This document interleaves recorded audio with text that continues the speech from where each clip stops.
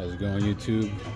I'm out here doing a 2015 Jeep Cherokee 3.2 liter. It's got a ticking noise, popping noise. So far right now, got this side off. About to pull off the right side in a few. A little ticking noise is right here. You can see that roller right there. It's got the edges of it getting scraped by the cam.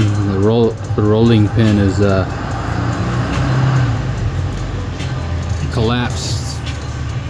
See that? It's not staying above the lap right there. Already put the cam in the box. I would have showed you guys what it looked like, but just replaced all 3 engine mounts.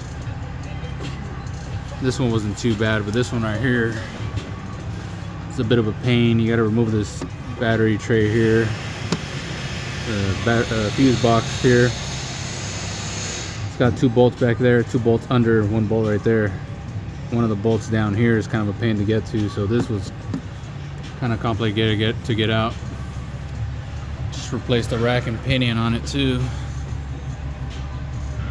Broke a connector down there, so I'm waiting for that. And the main connector to the UPS, that thing was all busted up, so when I took it off it broke. I'm waiting on that piece right there. Install new shocks, take the spindle off, pull it off,